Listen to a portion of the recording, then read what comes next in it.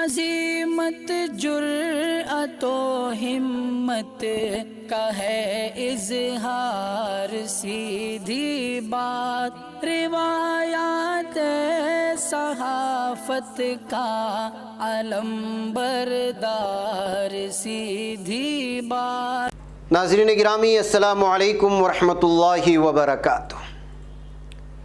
میں ہوں آپ کا میزبان انصار عزیز ندوی، اور آپ اس وقت دیکھ رہے ہیں سیدھی بات۔ ناظرین گرامی، ادھر کچھ دنوں سے بلکہ کچھ مہینوں سے سمجھ لیں، بھارت کے مسلمان واسیوں کو ہندو بتانے کا چلن چل نکلا ہے، اور بالخصوص RSS کے موجودہ سربراہ موہن بھاگوت اس کا بار بار تذکرہ کر کے تاریخ کو مسخ کرنے کی کوشش کرتے رہتے ہیں، جس کے الگ الگ انداز میں جوابات دیے جاتے ہیں، لیکن جس انداز میں اور جس ٹھوس شواہد کے ساتھ ان کے سامنے بات رکھنی چاہیے، اس طرح کی کوئی کارروائی نہیں ہو رہی ہے، جس کی وجہ سے خود مسلمان اس وقت پش و پیش میں مبتلا ہو چکا ہے۔ اس وجہ سے سوچا تھا کہ اس ہفتے ویکلی سیدھی بات اسی موضوع پر ہو، اور اس کے لیے کچھ مضامین بھی کھنبال رہا تھا کہ کہیں سے کچھ اچھا خاصا موضوع اور مواد مل جائے جو آپ کے سامنے دلائل و شواہد کے سامنے پیش کریں۔ تو پھر اچانک مولانا خالد سیف اللہ رحمانی صاحب کی ایک تحریر میری نظروں سے گزری، جو بہترین انداز میں سمجھانے کی کوشش ہوئی ہے کہ اصل میں یہاں پر آیا کون تھا، اور کس کے DNA میں یہ شک ہو سکتا ہے کہ وہ باہر سے آیا ہوا ہے۔ مولانا موصوف نے لکھا ہے کہ RSS کے موجودہ سربراہ موہن بھاگوت اکثر اپنے عجیب و غریب اور نفرت انگیز بیانات کی وجہ سے سرخیوں میں رہتے ہیں۔ وہ کبھی میٹھی اور کبھی کڑوی دوا کھلانے کا خاص سلیقہ رکھتے ہیں، کبھی اقلیتوں کے حق میں بتکلف ایک آدھ اچھے فقرے بھی کہے جاتے ہیں، اور کبھی ایسی خود ساختہ سیلف میڈ تاریخ بیان کرتے ہیں کہ گویا صرف ہندو ہی اس ملک کے باشندے ہیں، باقی لوگوں کو اس سرزمین سے چلا جانا چاہیے۔ اور اس بات کو ثابت کرنے کے لیے کہا جاتا ہے کہ ہندو تو یہی پیدا ہوئے، کسی دوسرے ملک سے نہیں آئے، البتہ مسلمان اور عیسائی وغیرہ دوسرے ملکوں سے آئے، اس لیے وطن عزیز پر ان کا حق کم ہے۔ اگر وہ اسی ملک میں رہنا چاہتے ہیں تب بھی ان کو دوسرے درجے کا شہری بن کر رہنا ہوگا۔ اسی پس منظر میں ابھی انہوں نے دعویٰ کیا کہ مسلمان حملہ آور ہیں۔ حملہ آور کے اس لفظ سے وہ دو باتیں کہنا چاہتے ہیں، ایک یہ کہ مسلمان اس ملک کے اصل شہری نہیں ہیں، وہ باہر سے آئے ہیں، دوسرے انہوں نے زور و زبردستی کے ذریعے اپنا مذہب پھیلایا اور اسی طرح حکومتیں کی۔ ناظرین، مولانا نے لکھا ہے کہ اس دعوے کی حقیقت کو سمجھنے کے لیے چند نکات کو پیش نظر رکھنا چاہیے۔ اول یہ کہ کس کے آباء و اجداد باہر سے آئے اور کن کے آباء و اجداد اسی زمین میں پیدا ہوئے۔ یہ ایسی بات نہیں ہے کہ جس کو وطنی یا غیر وطنی اور دیشی اور ودیشی ہونے کا معیار بنا دیا جائے۔ اگر اس کو اصول کے طور پر درست مان لیا جائے تو آج پوری دنیا میں نقل آبادی کا ایک نہ ختم ہونے والا سلسلہ شروع کرنا پڑے گا۔ پوری دنیا ایک انتشار اور ابتری کے ماحول سے دوچار ہو جائے گی، کیونکہ اگر نقل مکانی کی تاریخ پڑھی جائے تو کوئی علاقہ ایسا نہیں ہے جہاں دوسرے علاقے کے لوگ آ کر نہیں بسے ہوں۔ اگر ایسا نہ ہوتا تو یہ دنیا آج اس قدر آباد نہ ہوتی اور ویرانے کا منظر پیش کرتی۔ امریکہ میں ریڈ انڈین ایشیا سے اور سیاہ فام لوگ افریقہ سے آئے ہیں، بلیک امریکنز جس کو کہا جاتا ہے۔ اس کے بعد یورپ کے سفید فام پہنچے اور وہ پہلے سے آباد باشندوں کو دور دراز علاقوں میں بھگا کر قابض ہو گئے۔ کیا اب وہاں اس فلسفے پر عمل کیا جا سکتا ہے کہ جن کے آباء و اجداد یہاں پیدا ہوئے ہیں وہی اس ملک کے شہری سمجھے جائیں گے؟ اگر اس اصول کو مان لیا جائے تو خود ہمارے دیش کو کتنا نقصان پہنچے گا۔ آج دنیا کے بہت سے ملکوں میں بر صغیر کے تارکین وطن موجود ہیں، ان میں وہ لوگ بھی ہیں جو مزدور بن کر اس حال میں پہنچے تھے کہ ان کے ہاتھوں میں ہل جوتنے والے بیلوں کی رسی تھی، اور آج وہ وہاں کے تخت و تاج کے مالک ہیں۔ اور اقتدار کی لگام ان کے ہاتھ میں ہے۔ حقیقت یہ ہے کہ جو لوگ جس علاقے میں آباد ہو گئے وہ اس علاقے کے وطنی ہیں۔ اور دوسرا قابل غور نقطہ یہ ہے کہ زمانے قدیم میں کوئی ایسا بین الاقوامی معاہدہ نہیں تھا جس میں دنیا کی سبھی حکومتیں بندھی ہوئی ہوں۔ زیادہ تر قبائلی نظام تھا، جو قبیلہ جس علاقے پر حاوی ہو گیا وہ اس علاقے کو اپنی ملکیت بنا لیتا تھا، چراگاہوں اور کھیتوں پر قبضہ کر لیتا تھا، یا تو دوسرے قبیلے کو مار بھگاتا تھا یا انہیں اپنا غلام اور خادم بنا لیتا تھا۔ بڑی حکومتیں ہوں یا چھوٹی، ملک گیری ہی ان کے معاش کا اور اپنے اقتدار کو وسعت دینے کا ذریعہ تھا۔ ہمارے ملک میں بھی قبائلی سرداروں اور راجاؤں کی یہی صورتحال تھی، وہ چاہے مسلمان ہو یا ہندو۔ اسی اصول کے تحت سلطنتیں بنتی، پھیلتی اور سکڑتی تھیں۔ اب ان پرانی تاریخوں کو نکالنا اور اس کی بنا پر لوگوں کی شہریت کے فیصلے کرنا ایک بے معنی بات ہوگی۔ دنیا بھر کے ممالک اسی طرح وجود میں آئے اور آج تک وہاں نسل در نسل لوگ آباد ہیں۔ اس پوری دنیا نے ان کو اس ملک کا باشندہ تسلیم کر لیا ہے۔ تیسرا قابل توجہ نقطہ یہ ہے کہ کیا ہندو اور خاص کر برہمن حملہ آور نہیں ہے، اور کیا یہ باہر سے نہیں آئے ہیں؟ اس کا جواب یہ ہے کہ یہ بھی حملہ آور ہیں، اور یہ بھی باہر سے آئے ہیں کیونکہ یہ آرین نسل سے ہیں۔ جیسے مغل اور پٹھان وسط ایشیا سے تعلق رکھتے تھے، اسی طرح آریہ بھی وسط ایشیا کے خانہ بدوش تھے اور اچھی چراگاہ کی تلاش میں یہاں وہاں گھومتے رہتے تھے۔ وہ 2000 سے 1500 قبل مسیح کے درمیان ہندوستان میں داخل ہوئے اور بر صغیر کے پورے مغربی اور وسطی علاقے پر دور دور تک قابض ہو گئے، اور یہاں کے اصل باشندے جن کو آدیواسی کہا جاتا ہے یا دراوردی کہا جاتا ہے، دراوردیوں کو اس طرح مار بھگایا کہ وہ ہٹتے ہٹتے مشرقی اور جنوبی علاقے میں پناہ لینے پر مجبور ہو گئے، جن کو مول نواسی کہا جاتا ہے۔ اس بات کو ہندوستان کے تمام معتبر اور قدیم مورخین نے لکھا ہے۔ لالا لاجپت رائے جو ایک قوم پرست لیڈر تھے، انہوں نے بھی کہا ہے ہمیں اس بات کو تسلیم کر لینا چاہیے کہ ہندو آریہ بھارت کے مول نواسی نہیں ہیں۔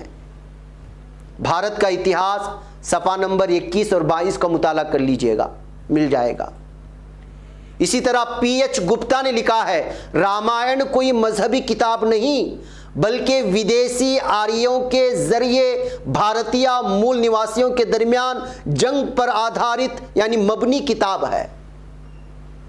ان کی کتاب ہے رامائن میں میری کھوج، صفحہ نمبر 1 اٹھا لیجئے، اس میں آپ کو یہ تفصیلات ملیں گی۔ یعنی جس طرح مذہبی جنگ بنا کر کے رامائن کو پیش کرنے کی کوشش ہوتی ہے، اصل میں مول نواسیوں کے درمیان ودیسی آریوں کی، یعنی اگر صاف الفاظ میں کہا جائے تو برہمنوں کی جو جنگ ہوئی تھی اس پر آدھارت کتاب کو رامائن کہا جاتا ہے۔ اور اس کے علاوہ مولانا نے لکھا ہے نمودری پال کا کہنا ہے ہندوواد کی پیدائش بھارت میں نہیں ہوئی بلکہ دوسرے مذاہب کی طرح یہ بھی باہر سے آیا، لیکن بھارت کی دھرتی پر پلا بڑا، پھولا پھلا، اور اب یہ ہندوستانی سرزمین ہی کا حصہ ہے۔ دیش کا اتہاس اس کتاب کا نام ہے، اس میں آپ کو یہ ساری تفصیلات مل جائیں گی۔ اسی طرح خوشونت سنگھ بھی اس حقیقت کو تسلیم کرتے ہیں کہ ہندوواد آریوں کے ذریعے اور اسلام مسلمانوں کے ذریعے ہندوستان میں داخل ہوا۔ ٹائمز آف انڈیا، نئی دہلی، 17 اکتوبر 1987۔ خود RSS کے بانی گروگالکر 1920 عیسوی تک اس بات کو تسلیم کرتے رہے کہ آریہ ہندوستان میں باہر سے آئے ہیں۔ کتاب کا نام ہے ہندوتوا، صفحہ نمبر 14۔ ناظرین گرامی، بات کو چل کر گروگالکر نے کہنا شروع کر دیا کہ آریہ باہر سے نہیں آئے تھے، اور اس کے لیے نہایت مضحکہ خیز دعویٰ کیا کہ گویا وسط ایشیا کے لوگ یہاں منتقل نہیں ہوئے بلکہ خود وہ علاقہ ہندوستان سے کھسک کر دور چلا گیا۔ بے وقوفی والی بات ہے۔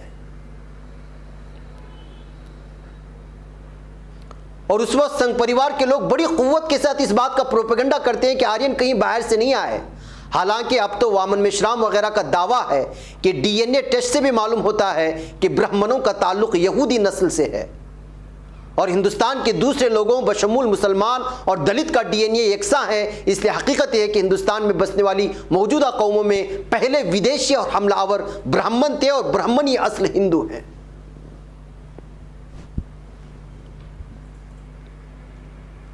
ناظرین گرامی، چوتھا نقطہ یہ ہے کہ ہندوستان میں جو دوسری قومیں آئیں انہوں نے مقامی باشندوں کو اپنا دوست بنایا، ان سے رشتہ داریاں قائم کی، ان کی لڑکیوں سے خود شادی کی، اپنی لڑکیوں کو ان کی نکاح میں دیا اور ان کے ذریعے ایک ملی جلی نسل وجود میں آئی جو رنگ و روپ میں، مزاج میں اور طور و طریق میں یکسانیت کے حامل ہے۔ اسی لیے ہم دیکھتے ہیں کہ سندھ میں جو عرب فوجیں آئے یا ملک کے دوسرے علاقوں میں غزنی، غور اور دوسرے علاقوں سے جو قبائل آئے ان کی تعداد چند ہزار سے زیادہ نہیں تھی، لیکن یہاں جن حکمرانوں سے ان کا مقابلہ ہوا اور اس کے لیے انہوں نے جو فوج بنائی ان کی تعداد کہیں زیادہ تھی۔ بیرون ملک سے آنے والے لوگوں کی تعداد اس میں 10-15% بھی مشکل سے رہی ہوگی، یہاں تک کہ اکثر سپہ سالار بھی مقامی ہی متعین کیا جاتا تھا۔ اس لیے کہنا درست نہیں ہے کہ بیرونی حملہ آوروں نے فتح حاصل کی، بلکہ واقعہ یہ ہے کہ رعایا اپنے حکمرانوں کے ظلم سے عاجز آ چکی تھی، وہ اس قدر احساس کمتری میں مبتلا اور مرعوب تھے کہ عالم بغاوت اٹھانے کی ہمت نہیں کر پاتے تھے۔ ان حالات میں باہر سے آنے والے ان کے لیے سہارا بنے اور ان کے ساتھ مل کر انہوں نے ظالم حکمرانوں سے نجات حاصل کی۔ یہ ستم رسیدہ عوام کی اپنے حکمرانوں سے لڑائی تھی، نہ کہ بیرونی حملہ آوروں کی ملکی لوگوں سے، مگر آریوں کا معاملہ اس سے بالکل مختلف تھا۔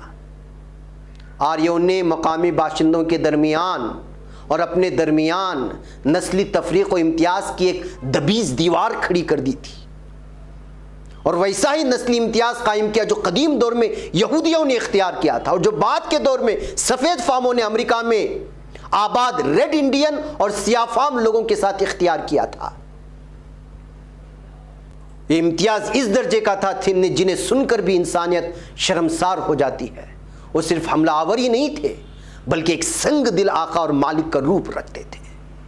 یہ حقیقت ہے ناظرین گرامی آرینز کی، یعنی برہمنوں کی، جو اپنے آپ کو اصل میں یہاں کے انڈینز کہتے ہیں یا بھارتی کہتے ہیں، جن کی حقیقت یہی ہے اور ان کا ڈی این اے بھی یہی کہتا ہے۔ بہرکیف ناظرین گرامی، مجھے یہاں پر ایک چھوٹے سے بریک کی اجازت ہے، بریک کے اس پار کچھ اور حقائق آپ لوگوں کے سامنے رکھیں گے۔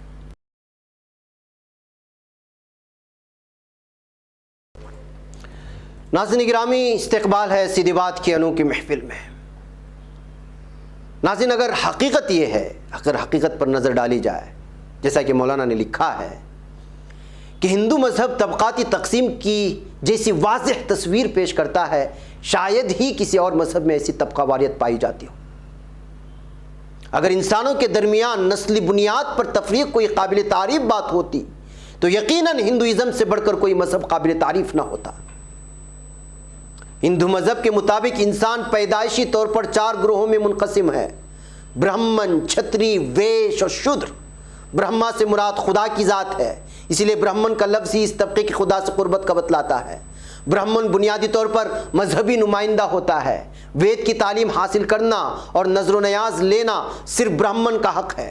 برہمن پیدائشی طور پر مخلوق میں اعلیٰ درجے کا حامل ہے۔ جو کچھ اس دنیا میں ہے اصل میں برہمن کا ہے۔ جن جرائم پر دوسرے لوگ سزائے موت کے مستحق ہیں، برہمن کا اس جرم میں صرف سر مونڈا جا سکتا ہے۔ 10 سال کا برہمن 100 سال کے چھتری کے لیے بھی باپ کا درجہ رکھتا ہے۔ وہ ہر طبقے کی عورت سے شادی کر سکتا ہے۔ کسی دوسرے طبقے کا آدمی برہمن عورت سے نکاح نہیں کر سکتا۔ تاہم اگر برہمن کسی شودر عورت سے نکاح کرتا ہے تو گویا اپنے آپ کو نرگ یعنی کہ دوزخ کا مستحق بناتا ہے۔ برہمن کا کتنا بھی برا عمل کرے وہ تعظیم و احترام کا مستحق ہے۔ چھتری کا کام دان دینا، چڑھاوے چڑھانا اور حفاظت و صیانت کا کام انجام دینا۔ ویش تجارت و زراعت اور مویشیوں کی پرورش کا کام کریں گے اور دان دیں گے۔ یہ سب گویا برہمن کی خدمت کے لیے مامور ہے۔ لیکن ان میں سب سے بدقسمت طبقہ شودروں کا ہے۔ یہ وید کی تعلیم حاصل نہیں کر سکتے، ब्राह्मण के साथ बैठ नहीं सकते। उनका सबसे अहम काम पूरे इखलास से ब्राह्मणों की खिदमत करना है। ब्राह्मण शूद्र का माल बजब्र ले सकता है। अगर वो अपने से ऊंची जात पर लकड़ी उठाए तो उसका हाथ काट डाला जाए, और गुस्से में लात मारे तो पैर काट डाला जाए। अगर किसी शूद्र ने ब्राह्मण को गाली दे तो उसकी जबान तालू से खींच ली जाए, और अगर कोई शूद्र मुद्दई हो कि वो ब्राह्मण को तालीम दे सकता है तो उसको खोलता हुआ तेल पिलाया जाए। यहां तक कि कुत्ते, बिल्ली, मेंढक, छिपकली, कौवे, उल्लू के और शूद्र के मारने का कफारा बराबर है। ये है इनके मजहब की हकीकत, जो आज बड़े दावे के साथ प्रचार कर रहे हैं। यही तो वजह है आज भारत की पूरी मूल निवासी बरादरी, शूद्र बरादरी, SC ST बरादरी, अपने आप को जो लोग मूल निवासी कहते हैं, दलित के सारे तबकात ब्राह्मणिज्म से इसीलिए नफरत करते हैं। बहकैफ नाज़रीन गिरामी, आगे लिखा गया है, पांचवी बात यह है कि यह भी एक तारीखी हकीकत है कि इस्लाम इस मुल्क में मोहम्मद बिन कासिम या गजनवी या गौरी या मुगलों के साथ नहीं आया। इस्लाम तो इस मुल्क में इससे बहुत पहले खलीफे सानी सईदना हज़रत उमर फारूक रज़ियल्लाहु ताला अन्हु के मुबारक अहद में आ चुका था। हिंदुस्तान का जुनूबी साहिली इलाका जो मालाबार कहलाता है, केरला में जो वाक़ है, या फिर केरला से लगी हुई साहिली पट्टी, वहाँ श्रीलंका से गुजरते हुए अरब तुज्जार पहुँचे। उन्होंने अपनी खुश अखलाक़ी, दियानतदारी, रास्तगोई, अहद की पुख्तगी, मकामी बाशिंदों के साथ हुस्न सुलूक और हमदर्दी व गमखारी के ज़रिए लोगों के दिल जीते। वो हमलावर नहीं थे, वो मोहब्बत के सौदागर थे। उन्होंने फौलाद की तलवार से नहीं बल्कि अखलाक की तलवार से लोगों के दिलो दिमाग को फतह किया। और जो लोग ब्राह्मणों के जुल्म सितम से आजिज़ थे, उन्होंने उनको अपने लिए अल्लाह ताला का इनाम समझकर उनका इस्तकबाल किया। बड़ी तादाद में लोग अपनी रज़ा व रग़बत से मुसलमान हुए। यहाँ तक कि अवाम के साथ साथ बाज़ हुक्मरानों ने भी इस्लाम कबूल किया, जो उस वक्त के राजा महाराजा कहलाए जाते थे। ये सिर्फ ज़बानी दावा नहीं है, बल्कि एक तारीख़ी हकीकत है, और तारीख़ के सफ़हात में इस तमाम की तमाम चीज़ें महफूज हैं। नाज़रीन गिरामी, सच्ची बात यह है कि मुसलमान इसी मुल्क में पैदा हुए। उनके आबा व अजदाद ने मुल्क की बेहतरीन खिदमत की। वो मुख्तलिफ उलूम व फ़नून को अपने साथ लाए और इस मुल्क को इतना दौलतमंद बनाया कि लोग उसे सोने की चिड़िया कहने लगे। उसकी GDP पूरी दुनिया से आगे बढ़ गई, दुनिया की बड़ी ताकतों में इसका शुमार होने लगा। और उन्होंने एक ऐसे वसी भारत को वजूद बख्शा जो मौजूदा अफगानिस्तान से शुरू होकर बर्मा की आखिरी सरहदों तक पहुँचता था, जो वाकई में उस वक्त अखंड भारत था। उनकी शक्ल सूरत, मिजाज मजाक, तर्ज ज़िंदगी और तहजीब व तमद्दुन साफ तौर पर बताता है कि वो इस मुल्क के असल बाशिंदों में शामिल हैं। और उनको हमला आवर कहना गलत है। हमला आवर तो आर्या हैं, जिन्होंने इस मुल्क के कदीम बाशिंदों को जलील और रुस्वा किया और ग़ुलाम बनाया था। बहरकैफ नाज़रीन गिरामी, ये हकीकत है, और ये हकीकत और ये तारीख़ हकीकत हमें उन लोगों को भी सुनाना और बताना चाहिए जो लोग इस गलत फहमी में हैं और गलत तारीख़ पढ़ करके भारत के तमाम ये 120 करोड़ लोगों को बेवकूफ़ बनाने की कोशिश कर रहे हैं। जी हाँ नाज़रीन गिरामी, यही हकीकत है कि मुसलमान और इस्लाम, मुसलमान यहाँ के आदिवासी कैसे बने, यहाँ के मूल निवासी कैसे बने, और इस्लाम कैसे आया, ये जो है तिजारत के ज़रिए से आया। वो अपने अखलाक व किरदार की वजह से यहाँ पर इस्लाम को फैलाया था अरबों ने, तब जाकर के यहाँ इस्लाम ने जड़ पकड़ी। किसी हमला आवर की वजह से कोई मुसलमान नहीं हुआ, ये बताने की ज़रूरत होती है। बहरकैफ नाज़रीन गिरामी, मुझे यहाँ पर इजाज़त दें। उम्मीद है कि आपको इस मौलाना की तहरीर के हवाले से बहुत सारे हक़ाइक़ आप लोगों के सामने आए होंगे। मुझे यहाँ पर इजाज़त दें। इंशाअल्लाह अगले हफ्ते किसी और अहम तरीन उन्वान के साथ हाज़िर होगी वीकली सीधी बात में। वस्सलामु अलैकुम रहमतुल्लाहि व बरकातुहू। पढ़ने का तुमने भी अजब अंदाज पाया है, रवादारी के जज्बे ने भी तुम पे नाज पाया है। इसी राह में मोहब्बत का हंसी एजाज पाया है। तुम्हें हर अंजुमन में हमने तो मुमताज पाया है। तुम्ही से है तरक्की पर عزیز انصار سیدھی بات، عزیمت جرأت و ہمت کا ہے اظہار،